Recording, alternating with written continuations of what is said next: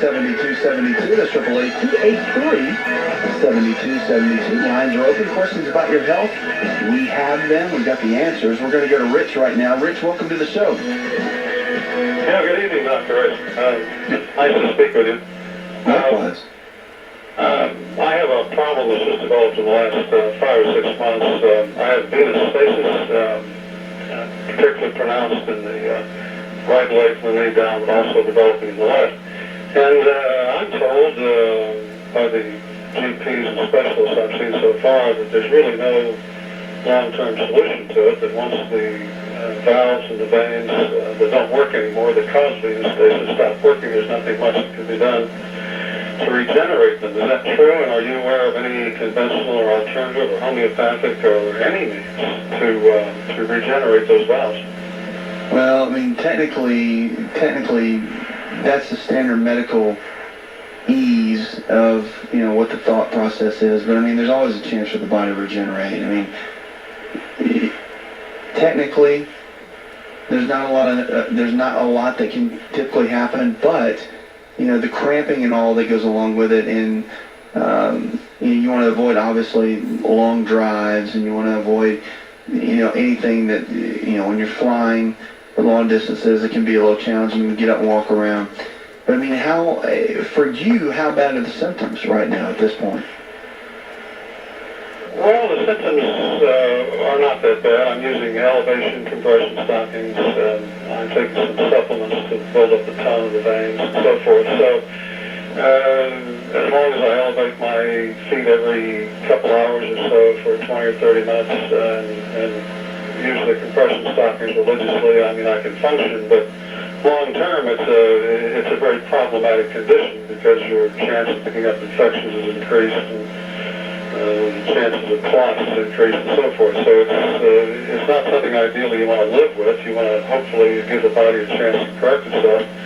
Right. And what I was thinking was that I did a little bit of research online, and why wouldn't a combination of nutrients and human growth hormone give the best avenue for the valves to possibly regenerate? It's a possibility.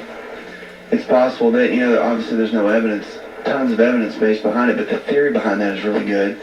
The other thing is rutin, R-U-T-I-N, is very good at helping regenerate in that sort of area. Did they give you any type of medication, water pills, or anything like that?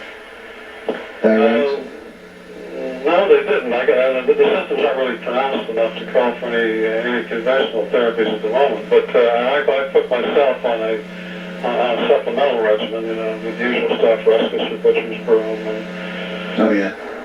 Gotu-Cola and horse chestnut on.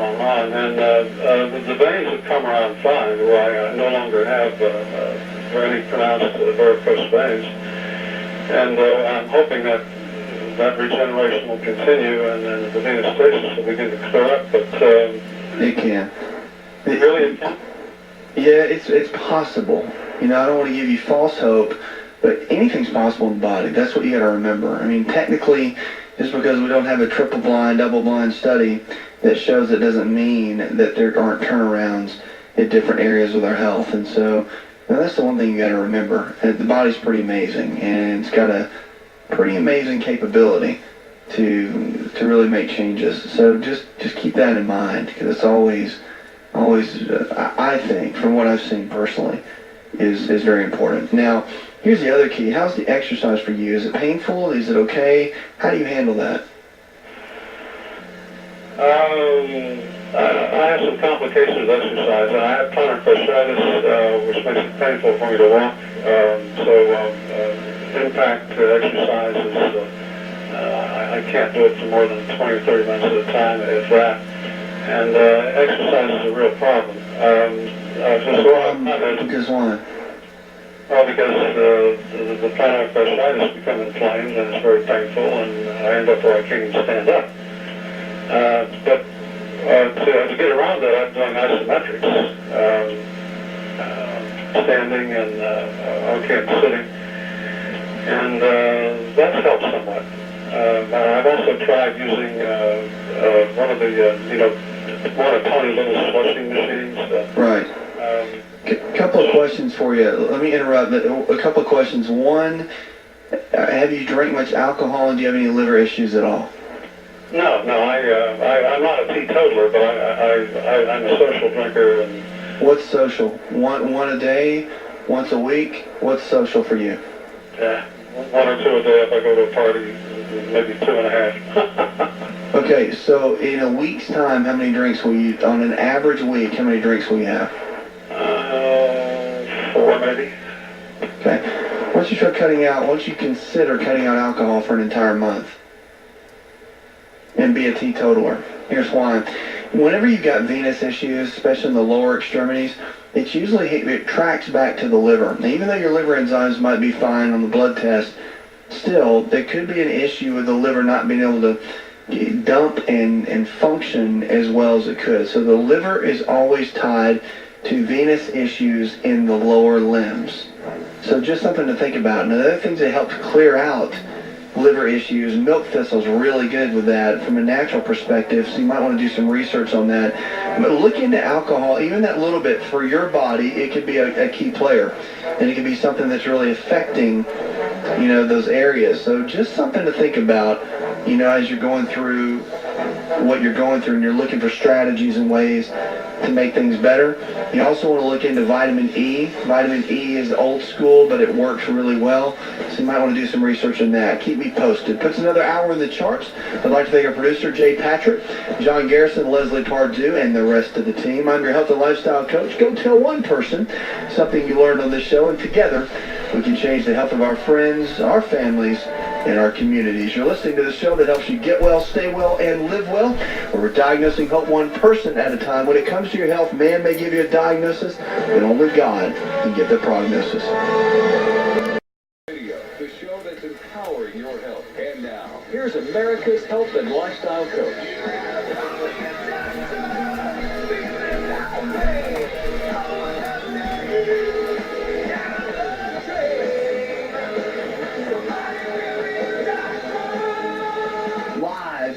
Get well. This is the show where your health is your wealth. Thriving is more important than just surviving, and the only thing lost are those unwanted pounds. This is Healthy Talk Radio, from heart disease, aches and pains, to even your basic cough and sneeze. This is talk radio that helps you get well, stay well, and live well. Phone lines are open, 888-283-7272. That's 888-283-7272. It's a new prescription for a new you. America, let's talk about it. Talk about your health. Talk about your life. You ever drink energy drinks? Are you a big caffeine person? Well, I've never been a big fan of those, and they really can be hard on your adrenal glands. Adrenal glands, if you don't know, are the body's stress glands, and that's why a lot of people love their coffee, because when you drink coffee, not only does it give you the caffeine hit, but it also has a lot of acidity in the coffee bean that increases cortisol for the adrenal glands, and that's really more of what people are craving in the mornings than anything, and the afternoons too, if you get the dip. So if adrenals are not healthy, then cortisol production is unhealthy, and that's what causes a lot of people to kind of desire this. So anyway, energy drinks. So now you get the big, obviously the big monster drinks and those kind of things. You see them in the gas stations and everywhere.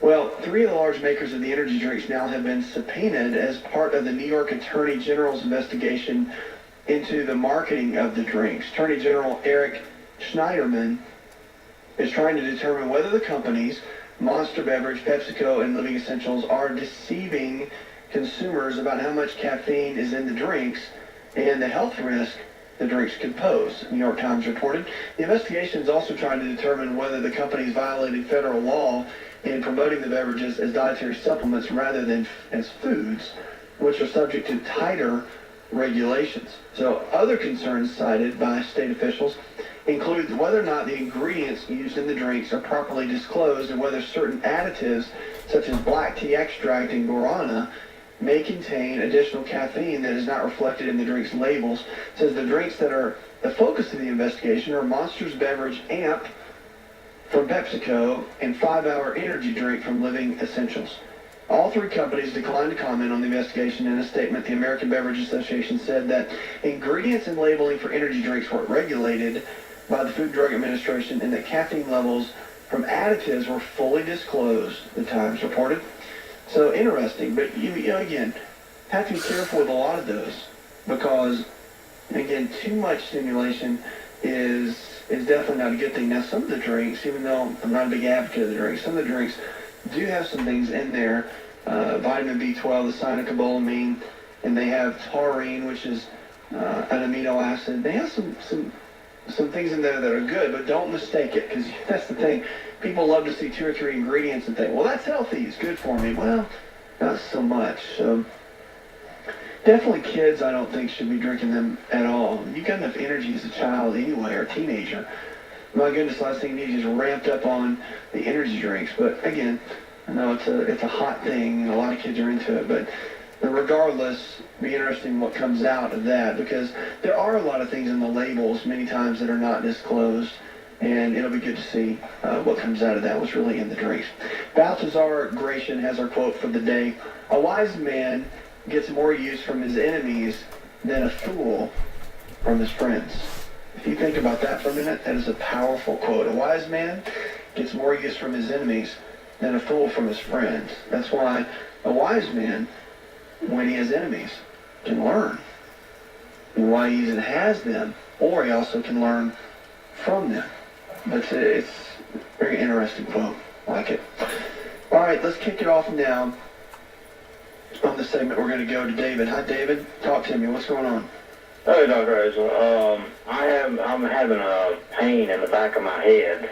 Okay. And I think it is from inflammation, drainage type thing. And if I take Mucinex, it helps. And also, got a top vertebrae that's popping a lot. And I read an article where, you got 3 options. You can either exercise it, you can go to the chiropractor, or go to the orthopedic surgeon. And I have set up a rubber band type thing where I do a head exercise, in all 4 directions. And that seems to help. But last night I was in a lot of pain with it. I came in and I've got some eucalyptus oil with spearmint in it. And I rubbed that on there before I went to bed, and when I woke up this morning, the pain was gone. So I'm thinking it's inflammation. What do you think? Well, I think a couple things. I mean, it could be inflammation. What's your diet been like for the last 3 weeks? Has it changed at all? Well, my wife has come off cigarettes, and I'm a former smoker, and she's come on to vapor cigarettes, and that's helped a bunch. But I've had this for quite a while, and diet, I'm taking, and this has been going on a while, so just taking basic supplements and food, and that's it. So what does the day look like for you as far as eating goes? That's what I'm curious about. Okay. Breakfast, lunch, I and have dinner. breakfast. I usually eat breakfast, lunch, and dinner. So, So what does it look like for breakfast, lunch, and dinner? Well, I try and stay away from pork. And I'm not a big meat eater. So what did you have today, breakfast, lunch, and dinner? Exact foods. That's what I'm looking for. Okay. Well, I had steak for breakfast. Okay. And steak and potato. And then for lunch, I had an all-beef hot dog. And then for dinner, I had beef tips and rice and a medley of vegetables, and with a roll. And I had I've drank water all day. Okay. I drink purified bottled water, and then for what I drank for dinner tonight was almond milk. Okay. Did you do any snacks in between? Nope. Okay. So not much in between. You doing supplements? You doing fish oil? No, I'm not. I have done it, but I don't have it now. Right now, what I've got is a multiple vitamin, so called One Source for men, Yeah. and also a GNC source. Okay. And I'm 60 years old. Got a great heart. Blood pressure is normal. I'm not taking any type of medications at all. Now, when I get this pain, I do take ibuprofen. I gotcha. Okay. Well, here's the key. Have you been to a physical therapist or chiropractic physician at all? for this? Yes. Went to the chiropractor for about 3 weeks in a row. Did it help? It did help, yes. Okay. And you might have, a lot of times it can be two things. One, it can be structural, which is what the chiropractic physician can do. They can help. And the adjustment or manipulation can help. And you probably need to go for quite some time, whatever treatment plan they lay out for you. And then acetylcholine is another big one, a neurotransmitter that when it gets low can cause headaches in the back of the head. So acetylcholine, just so you know, foods that raise that are healthy nuts, almonds, walnuts, cashews. Fish oils are really good. Avocados are very good. And then also lecithin as a supplement, or you can get it from egg yolks, are known to help raise acetylcholine levels. When they get up and elevated, a lot of times they can make the headache go away, but a lot of times it's a combo between the two.